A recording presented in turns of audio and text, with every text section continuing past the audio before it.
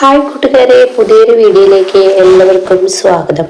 അങ്ങനെ കുഞ്ഞമ്മ വന്നിരിക്കുകയാണ് കേട്ടോ. കുഞ്ഞമ്മയോട് കാര്യങ്ങളൊക്കെ രവി പറയാണ്. ആ സമയം രവിയോട് പറയുന്നുണ്ട്, ഇതൊക്കെ ഡോക്ടർമാരുടെ ഒരു കാട്ടിലാണ്, അവരുടെ കയ്യിൽ ആളുകളെ കിട്ടിയാൽ ഇങ്ങനെ ഭയപ്പാടുണ്ട് എന്ന് പറയുമ്പോൾ എല്ലാം കുഞ്ഞമ്മ അർഷയിലുമുണ്ട് ആ ഒരു വ്യത്യാസം. അർഷയ്ക്ക് എന്തൊക്കെയോ പ്രശ്നങ്ങൾ ഉള്ളതുപോലെ പറയുന്നു. എന്തായാലും അർഷയ്ക്കോ കുഞ്ഞിനോ എന്തോ കാര്യമായിട്ട് സംഭവിക്കാൻ പോകുന്നു എന്ന് കുഞ്ഞമ്മയോട് പറയുമ്പോൾ, ഈശ്വര എന്തൊരു വിധിയാണ്. പെൺകൊച്ചോട് ഞാൻ ഒരുപാട് പറഞ്ഞതാണ്, ഇങ്ങനെ ചാടി ഓടി നടക്കില്ലേ, ഒരുപാട് പാപങ്ങൾ ചെയ്ത് ലാസ്റ്റ് അവൾക്ക് ഇനി എന്തെങ്കിലും വരുമോ. അത് കേൾക്കുന്ന രവി, കുഞ്ഞമ്മേ എനിക്ക് പേടിയാവുന്നു. രവി പേടിക്കണ്ട, എല്ലാം ഈശ്വരന് വിട്ടുകൊടുക്കുക, ഈശ്വരനോട് പ്രാർത്ഥിക്കുക, അതാണ് നല്ലത്. എന്തായാലും കുഞ്ഞമ്മ അർഷയോട് ഒന്നും തന്നെ പറയരുത്. ഇല്ല, ഞാനൊന്നും പറയുന്നില്ല എന്ന് പറയുന്നുണ്ട് കേട്ടോ. അങ്ങനെ കുഞ്ഞമ്മ ഹർഷയെ കാണാൻ ലേബർ റൂമിലോട്ട് ചെല്ലാണ് കേട്ടോ. ഈ സമയം സുശീലയുണ്ട്. അപ്പോൾ ഉടൻ തന്നെ ഹർഷ ആകെ പരിഭ്രാന്തിയായി ഇങ്ങനെ നിൽക്കുകയാണ്. തൻ്റെ കുഞ്ഞിനെ ഇളകുന്നില്ല, തൻ്റെ കുഞ്ഞ് ഒന്നും തന്നെ സംഭവിക്കുന്നില്ല. തനിക്കാണെങ്കിലും നെഞ്ചിലോട്ട് ഒരു ഉരുണ്ട് കയറൽ, മനസ്സ് മുഴുവൻ ഒരു ടെൻഷൻ. എന്തായിരിക്കും തനിക്കെന്ന് അറിയാതെ നിൽക്കുകയാണ്. അപ്പൊ കുഞ്ഞമ്മയെ കണ്ടോടെ തന്നെ ഹർഷ പറയണേ, കുഞ്ഞമ്മ എനിക്ക് എന്തൊക്കെയോ സംഭവിക്കാൻ പോകുന്നത് പോലെ ഒരു തോന്നൽ. അത് ഹർഷയെ ഏതൊരു ഗർഭിണികൾക്കും ഇങ്ങനെയൊക്കെ ഉണ്ടാവും, പ്രത്യേകിച്ച് കടിഞ്ഞൂൽ പ്രസവിക്കുന്ന ഒരു പെണ്ണിന് ഇങ്ങനെയൊക്കെ വരാവുന്നതാണ്. അത് കേൾക്കുന്ന സുശീല, അതെന്നെ കുഞ്ഞമ്മേ ഞാനും ഇവൾക്ക് പറഞ്ഞു കൊടുക്കുന്ന, ഒരു കടിഞ്ഞൂൽ പ്രസവിക്കുന്ന ഒരു പെണ്ണിന് ഈ ഭയപ്പാട് ഉണ്ടാവും എന്ന് ഞാൻ ഇവൾക്ക് പറഞ്ഞു കൊടുത്തതാ. അത് കേൾക്കുന്ന ഹർഷ, എനിക്ക് അങ്ങനെ ഒരു ഭയപ്പാടല്ല, എനിക്കെന്തോ സംഭവിക്കാൻ പോകുന്നത് പോലെ, എനിക്കെന്തോ ആപത്തുള്ളത് പോലെ. ഡോക്ടറുടെ പെരുമാറ്റം, രവിട്ട സത്യം പറ, ഡോക്ടർ എന്താണ് സത്യം തുറന്നു പറഞ്ഞത്, ഡോക്ടർ ഞങ്ങളെ കുറിച്ച് എന്ത് പറഞ്ഞു എന്നൊക്കെ ഇനി ചോദിക്കുമ്പോൾ ഉടൻ തന്നെ രവി പറയണം, ഹർഷ അതൊന്നുമില്ല, പെട്ടെന്ന് സർജറി വേണം, രണ്ട് റിപ്പോർട്ടും കൂടി വരാനുണ്ട്, അത് കഴിഞ്ഞ് സർജറി നടത്താം, അതിനുള്ള തയ്യാറെടുപ്പ് ഒരുങ്ങാനാണ് പറഞ്ഞത്. അത് കേൾക്കുന്ന ഹർഷ പറയണേ, എന്തിനാണ് അതിന് വരെ വെയിറ്റ് ചെയ്യുന്നത്, അപ്പോഴേക്കും എനിക്ക് നിന്ന് സംഭവിക്കുമ്പോൾ രവിയേട്ടാ ഒന്ന് പറയുമോ എന്ന് പറഞ്ഞു ഉടൻ തന്നെ രവി പറയണേ, തനിക്ക് എന്ത് സംഭവിക്കാൻ ഹർഷയെ, തനിക്ക് യാതൊരുവിധ ആപത്തും വരില്ല, അവർക്ക് അവരുടെ ഡ്യൂട്ടി ചെയ്യേണ്ടേ, എല്ലാ ചെക്കപ്പുകളും കഴിഞ്ഞതിന് ശേഷമല്ലേ ഇങ്ങനെയൊക്കെ ചെയ്യുക എന്ന് പറയുന്നുണ്ട് കേട്ടോ. പിന്നീടാണെങ്കിലോ അവിടെ വിനയനും ദയയും അതുപോലെ ചിരുവും പോവാൻ ഇറങ്ങിയിരിക്കുകയാണ്. അപ്പൊ വിനയൻ പറയുന്നുണ്ട്, ചിരു ഇത്ര ഇടപെടുന്നതിന് ഓരോ കാര്യങ്ങൾ ചെയ്യണം, വേണ്ട, നമ്മൾ ആരുടെയും ശാപം ഏറ്റുവാങ്ങണ്ട, എന്തായാലും ചെയ്യുന്നത് തെറ്റാണ്. കാരണം ഈ പറയുന്ന രഘുവേട്ടൻ നമുക്കൊക്കെ വേണ്ടി ഒരുപാട് ബുദ്ധിമുട്ടേണ്ടിയുണ്ട്. എന്തിനാ വിനയേട്ട കഴിഞ്ഞതൊക്കെ മറക്കുന്നത്, ദയയുടെ കാര്യമൊന്ന് എടുത്തു നോക്കുകയാണെങ്കിൽ ദയക്കൊരു പ്രശ്നം വന്നപ്പോൾ ഈ രഘുവേട്ടനും അമ്പിളി ചേച്ചിയല്ലേ ദയയുടെ കൂടെ നിൽക്കാനുണ്ടായത്. അതുപോലെ തന്നെ ഒന്ന് ആലോചിച്ച് നോക്ക്, എനിക്കൊരു പ്രശ്നം വന്നപ്പോൾ ഞാൻ വിനേട്ടനുമായി ഒരു ജീവിതം ഉണ്ടാവുമെന്നും പോലും പ്രതീക്ഷിച്ചിട്ടില്ല. ഞാൻ വിനേട്ടനുമായി ജീവിക്കില്ല എന്ന് തീരുമാനിച്ചു നിൽക്കുമ്പോൾ എന്നെ വിനേട്ടനിൽ അടുപ്പിച്ചത് ഈ പറയുന്ന അമ്പിളി ചേച്ചി രഘുവേട്ടനും തന്നെയല്ലേ, അതൊക്കെ മറന്നോ എന്ന് ചോദിക്കുമ്പോൾ വിനയനൊന്ന് പതറുന്നു കേട്ടോ. വിനയന്റെ മനസ്സ് മുഴുവൻ തമ്പായി വരും, തമ്പായി വന്നാൽ ഇത് മുടക്കുമോ, തമ്പായി വരാതിരിക്കട്ടെ, സ്വത്ത് 4 5 ഭാഗം വെക്കുന്നെങ്കിൽ തീർച്ചയായും അതിലൊരു അവകാശം തനിക്കുണ്ട്, അത് ഞാൻ പോകുന്നതിന് മുന്നേ കിട്ടിയാൽ നന്നായിരുന്നു എന്നല്ല ആ ഒരു ഇതൊക്കെയാണ് കേട്ടോ മനസ്സിൽ തോന്നുന്നത്. എന്നാൽ ഈ സമയം താൻ ഇനി എന്ത് ചെയ്യുമെന്നറിയാതെ ഇങ്ങനെ വിനയം നിൽക്കുമ്പോൾ, എന്താ വിനയേട്ടാ ഇത്ര വല്ലാതെ കാര്യമായി ആലോചിക്കുന്നത് എന്ന് പറയുമ്പോൾ ഉടൻ തന്നെ നമുക്ക് പോവാമെന്ന് പറയാം കേട്ടോ. അപ്പോഴേക്കും ദയയും ചീരവും പുറത്തോട്ട് ഇറങ്ങി വന്ന് പോവാൻ ഒരുങ്ങാണ്. അത് കണ്ട ഉടനെ അനുപമ, നിങ്ങളെങ്ങോട്ടാ പോകുന്നത്, ഞങ്ങൾ പോവാണ് ചേച്ചി. അത് കേട്ട ഉടനെ ദയ, ഞങ്ങൾ ഇനി ഇവിടെ നിന്ന് ആർക്കും ഒരു ശല്യമാവരുത്. അത് കേട്ട ഉടനെ അനുപമ, എന്താടി നീ ഇങ്ങനെയൊക്കെ സംസാരിക്കുന്ന, ആരെ ഉദ്ദേശിച്ചാണ്. അപ്പോഴേക്കും അമ്പിളി പറയുന്നത്, ഞങ്ങളെ ഉദ്ദേശിച്ചാണ് പറഞ്ഞത്. അപ്പോഴേക്കും രഘു അവിടെ എത്തുകട്ടോ. ഉടനെ അനുഭവം പറയാണ്, ഇനി ഇവിടെ ഒരു വഴക്ക് വേണം, നിർത്തിയേക്ക്, നിങ്ങൾ പോവാൻ വരട്ടെ, അച്ഛൻ എന്തൊക്കെയോ ഒരു തീരുമാനം എടുത്തിട്ടുണ്ട്, അത് നിങ്ങളെയും കൂടി അറിയിച്ചിട്ടാവാ എന്ന് അച്ഛൻ പറഞ്ഞിട്ടുണ്ട്. അച്ഛൻ പറഞ്ഞു എന്നോട് കുളി കഴിയുന്നത് വരെ നിങ്ങളോട് ഇവിടെ വെയിറ്റ് ചെയ്യാൻ, അച്ഛൻ എന്തൊക്കെയോ നിങ്ങളുമായി സംസാരിക്കാൻ താല്പര്യമുണ്ട് എന്നുള്ള സത്യം പറയാനേട്ടാ. അപ്പൊ ഇത് കേൾക്കുമ്പോൾ ഉടൻ തന്നെ ദയക്കൊരു സമാധാനം, അതുപോലെ വിനയനും കേട്ടോ. എന്നാൽ ചീരുവിന് അത്ര വലിയൊരു ഇതൊന്നുമില്ല.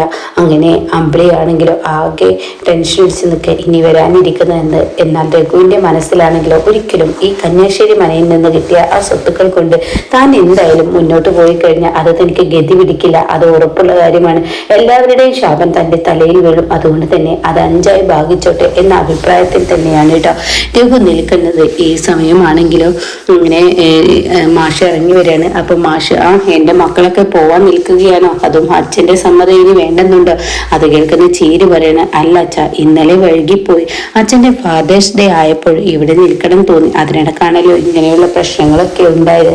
എന്തായാലും ഞങ്ങൾ വന്നത് തെറ്റ് തന്നെ, അത് ഞങ്ങൾക്ക് തിരിച്ചറിയുന്നു. അതുകൊണ്ട് അച്ഛൻ ഇനി പ്രത്യേകിച്ച് ഒരു തീരുമാനവും എടുക്കേണ്ട. രഘുവേട്ടന് ഈ സ്വത്ത്, ഈ സ്വർണം പണയം വെച്ച് എത്രയാണ് കിട്ടുന്നതെങ്കിൽ അതങ്ങ് കൊടുത്തേക്കെന്ന് പറയട്ടോ. ഇത് കേൾക്കുന്ന അമ്പിളി രൂപ ആകെ ഞെട്ടിപ്പോവാണ്. ഇന്നലെ വരെ ഇല്ലാത്ത മാറ്റം ഇവർക്കെന്ത് എന്നുള്ള ഇതെന്തോ ഒരു കുനിഷ്ട ബുദ്ധിയാണ്. അപ്പോഴേക്കും ഇനിയും പറയാൻ, ശരിയാണ് രഘുവേട്ട ഈ കുടുംബത്തിന് വേണ്ടി ഒരുപാട് കഷ്ടപ്പെട്ടതല്ലേ, അതുകൊണ്ട് രഘുവേട്ടന് തന്നെ ഈ സ്വത്തുക്കൾ കൊടുത്തേക്ക്. ഈ കന്യാശ്ശേരി മനയിൽ നിന്ന് കിട്ടുന്ന ആ പണയം വെച്ച് അവർക്ക് തന്നെ കൊടുത്തേക്ക്. അപ്പൊ ദയം ഇനിയിപ്പൊ ഞാനായിട്ട് എല്ലാവർക്കും ഒരു എതിർപ്പ് നിന്ന് എന്ന് വേണ്ട, അങ്ങനെ തന്നെ ആയിക്കോട്ടെ എന്ന് ദയം പറയുന്നു കേട്ടോ. ഇതൊക്കെ കേൾക്കുന്ന അമ്പിളി ആകെ ഞെട്ടിപ്പോവാണ്. ഈ സമയം മാഷ് പറഞ്ഞു, ഞാനൊരു തീരുമാനം എടുത്തിട്ടുണ്ടെങ്കിൽ അതേ തീരുമാനത്തിൽ തന്നെ പോവുക. പക്ഷെ ഇപ്പോൾ ഞാനൊരു തീരുമാനം എടുത്തിട്ടുണ്ട്. മക്കളിൽ എല്ലാവർക്കും ഞാൻ കൊടുത്തിട്ടുണ്ട്, ചീരുവിന് മാത്രം ഞാൻ കൊടുത്തിട്ടില്ല. അതുകൊണ്ട് തന്നെ എൻ്റെ മനസ്സിൽ ആ വേദനയുണ്ട്. അതുകൊണ്ട് അവൾക്ക് എന്തെങ്കിലും കൊടുക്കണമെന്നുണ്ട്. ഞാൻ സ്വർണം പണയം വെക്കുന്ന ആളോട് വരാൻ പറഞ്ഞിട്ടുണ്ട് എന്ന് പറയുമ്പോൾ മുറ്റത്തൊരു വണ്ടി വന്ന് നിൽക്കുന്ന ശബ്ദം കേട്ടോ. അപ്പൊ മാഷ് പറയുന്നത് സ്വർണം പണയം വെക്കുന്ന ആളുകളായിരിക്കും എന്ന് പറഞ്ഞ് മാഷ് പുറത്തോട്ട് ഓടിച്ചെല്ലുമ്പോൾ താൻ കാണുന്ന കാഴ്ച തമ്പായി അതുപോലെ പാർവതിക്കുഞ്ഞുമ്മയായിരിക്കട്ടെ. ഇവരെ കാണുന്ന മാഷ് ഒന്ന് ഞെട്ടിപ്പോവാണ്. ഈ സമയം വിനയൻ പുറത്തോട്ട് ഇറങ്ങേണ്ട ആവശ്യമില്ല. വിനയന്റെ ഉള്ളിൽ ടെൻഷനായിരിക്കാണ്. അപ്പൊ വിനയൻ ഇങ്ങനെ ചിന്തിക്കണം, ഈശ്വര എല്ലാം കൈവിട്ടു പോയി, ഞാൻ ഈ ദയക്കൊപ്പം നിന്നതുകൊണ്ട് തന്നെ എനിക്ക് കിട്ടാനിരിക്കുന്നത് പോലെ ഇനി നഷ്ടമാവില്ല ഈശ്വര എന്ന ഭാവത്തിൽ ഇങ്ങനെ നിൽക്കുന്നുണ്ട് കേട്ടോ. ഇതേ സമയം ദയ ഇനിയിപ്പോൾ അത് തമ്പായി ആയിരിക്കും.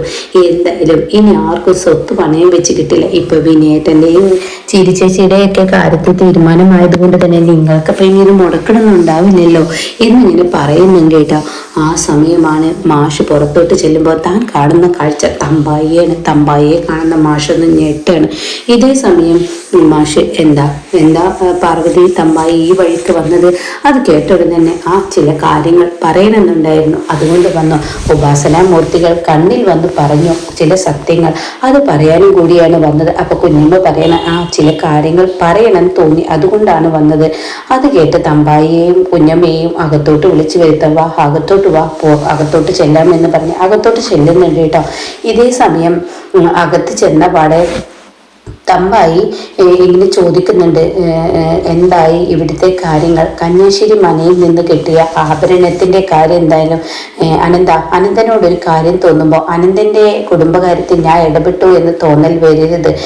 ഉപാസനാമൂർത്തികൾ അവിടെ ഇരുന്ന് പറഞ്ഞു എന്നോട്, കന്യാശ്ശേരി മനയിൽ നിന്ന് കിട്ടിയ സ്വത്തുക്കൾ 5 പേർക്കും ഭാഗം വെക്കണമെന്ന്. കാരണം അത് ഭാഗം വെച്ചില്ല എങ്കിൽ ഈ കുടുംബം ചിന്ന ഭിന്നമാവും എന്നുള്ള ആ സത്യം ഞാൻ അറിഞ്ഞിരിക്കുന്നു. അതുകൊണ്ട് സ്വർണം പണയം വെക്കുന്ന പരിപാടി വേണ്ട എന്ന് ഞാൻ പറഞ്ഞിട്ടുണ്ടല്ലോ എന്ന് പറയുമ്പോൾ ഉടൻ തന്നെ മാഷ് പറയണേ, ഞാൻ ഈ വീട്ടിൽ ഇന്ന് എൻ്റെ മരുമകന് വേണ്ടി, എൻ്റെ മകൾക്ക് വേണ്ടി സ്വർണം പണയം വെക്കുന്ന അക്കാര്യത്തെക്കുറിച്ച് ആരോ വിളിച്ചു പറഞ്ഞിരിക്കുന്നു, അതാണല്ലോ നിങ്ങളുടെ വരവ്, അല്ലാതെ ഉപാസനാമൂർത്തിയൊന്നുമല്ല എന്ന് പറയുമ്പോൾ ഉടൻ തന്നെ തമ്പായിയും പാർവതി കുഞ്ഞമ്മയും ഒന്ന് പരിങ്ങുന്നു കേട്ടോ. ഈ സമയം പാർവതി കുഞ്ഞമ്മ അവിടെ നിന്ന് പെട്ടെന്ന് അമ്പിളിയുടെ അടുത്തോട്ട് ചെല്ലണേ. അമ്പിളി, ഞാനൊരു കാര്യം പറയട്ടെ, ഈ പറയുന്നത് പോലെ ചെറിയച്ചൻ പറഞ്ഞത് നീ ഓർക്കുന്നില്ലേ, ഉപാസനാമൂർത്തികൾ ഒരു കാര്യം പറഞ്ഞിട്ടുണ്ട്, ഈ പറയുന്ന കന്യാശ്ശേരി മനയിലെ സ്വത്തുക്കളൊന്നും പണയം വെച്ച് നിനക്ക് ഒരിക്കലും ഗതി കിട്ടില്ല, അതുകൊണ്ട് 5 മക്കൾക്കും 5 ഭാഗം വെച്ച് അതല്ലേ നല്ലത്, നീ ഇതിനൊപ്പം എനിക്ക് നിൽക്കുമോ, അതായിരിക്കും നല്ലത് എന്നുള്ള വാക്ക് പറയാൻ കേട്ടോ. ഇതേ സമയം അമ്പിളിക്കും ഇപ്പൊ ഒരു ചെറിയ പേടി വരണം, ഇനിയും രഘുവേട്ടെ ഈ സ്വർണം പണയം വെച്ച് ഇനിയും ഇപ്പോ നാശത്തിലോട്ട് പോയി കഴിഞ്ഞാൽ അതെല്ലാവർക്കും പറച്ചിലാവും, അത് ഒഴിവാക്കാൻ തനിക്ക് ഏറ്റവും വലിയ മാർഗം ഇത് തന്നെ എന്ന് മനസ്സിലാക്കിയും കൊണ്ട് അമ്പിളി അച്ഛനോട് വന്ന് പറയണ, അച്ഛ ഇനിയിപ്പോ ചെറിയമ്മയും കുഞ്ഞമ്മയും ഈ പറയുന്ന ചെറിയച്ഛനൊക്കെ പറഞ്ഞതുപോലെ തന്നെ ഈ സ്വത്തുക്കൾ 5 മക്കൾക്കും ഭാഗം വെച്ചോട്ടെ. അപ്പൊ അത് കേൾക്കുന്ന മാഷ് പറയണേ, ഇനിയിപ്പോ ഞാനായിട്ട് ആർക്കും ഒരു ബുദ്ധിമുട്ടുണ്ടാക്കണ്ട, എൻ്റെ മക്കൾ തമ്മിൽ നാളെ അടിപിടി കൂടരുത്, അവരിന്നും സ്നേഹത്തോടു കൂടി വളരണം, അതാണ് എൻ്റെയും ആഗ്രഹം. ഞാൻ എൻ്റെ ലക്ഷ്മിയുടെ മുന്നിൽ വെച്ച് എൻ്റെ 5 മക്കൾക്കും ഈ പറയുന്ന സ്വത്തുക്കൾ ഭാഗം വെച്ച് കൊടുക്കുക എന്ന് കാണുമ്പോൾ ദയുടെയൊക്കെ ഒരു സ്നേഹം കാണണം കേട്ടോ. ആ സ്വത്തുക്കൾ തനിക്ക് കിട്ടുമ്പോഴുള്ള ആ ഒരു സ്നേഹം. എന്നാൽ ഇതിനിടയ്ക്ക് വിനയന്റെ മുഖത്തോട്ട് രഘു നോക്കുന്നുണ്ട്. ഇത് മുടക്കാൻ വിനയനാണ് തമ്പായിക്ക് വിളിച്ചു പറഞ്ഞത് എന്നുള്ള സത്യം രഘു മനസ്സിലാക്കുന്നുണ്ട് കേട്ടോ.